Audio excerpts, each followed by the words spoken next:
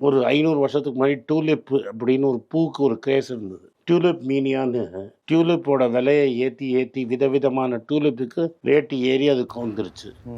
Sir என்ன சொல்ல வர்றாருன்னா, பிட்காயினும் tulip மாதிரி ஒரு பபுள். ப்ரைஸ் ரொம்ப வாலட்டைலாக இருக்கிறதுனால இது கண்டிப்பாக ஒரு பபுள்னு சொல்ல வராரு. ஆனால் பபுளுங்கும் போது இங்கே கதையே வேறு. ஒரு டைம் அது ஸ்பெக்குலேஷன்ற இடத்துக்கு போயிடுச்சுன்னா பாப் ஆயிடுச்சுன்னா அது கதை முடிஞ்சுது. அதுக்கப்புறம் யாரும் அந்த பபுளில் போய் இன்வெஸ்ட் பண்ண மாட்டாங்க. நீங்கள் இந்த சார்ட்டை பார்த்தீங்கன்னா உங்களுக்கு ஒரு விஷயம் தெளிவாக தெரியும். பிட்காயினோட volatility day by day, year by year குறைஞ்சிக்கிட்டே போகுது. ஒரு பபுளில் இந்த மாதிரி நடக்கவே நடக்காது. ஆனால் பபுள் இதுக்கு மாறாக வி ஷேப்பில் மேலே போய் கீழே விழுந்து கிராஷ் ஆகிடும். நீங்கள் பிட்காயினோட சார்ட்டை நல்லா அனலைஸ் பண்ணி பார்த்தீங்கன்னா, எந்த வருஷம் ஹையில் போய் நீங்கள் பிட்காயினில் என்ட்ரு ஆகியிருந்தாலும் 3 இயர்ஸ் நீங்கள் பிட்காயினை ஹோல்ட் பண்ணியிருந்தால் போதும், கண்டிப்பாக நீங்கள் ப்ராஃபிட்டபுளாக தான் இருந்திருப்பீங்க. இதனால தான் பிட்காயின் ஒரு பபுள் கிடையாது, அது ஒரு மரம். வருஷம் ஆக ஸ்ட்ராங் ஆகிட்டே போயிட்டுருக்கு. இதே வீடியோவில் நம்மளை திட்டி 10 பேர் எழுதுவான், இவருக்கு ஒன்றும் தெரியாதுன்னு.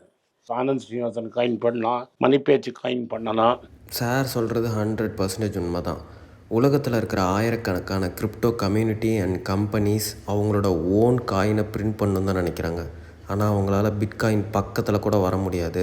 அதை நான் அடுத்த வீடியோவில் ஏன்னு சொல்கிறேன்.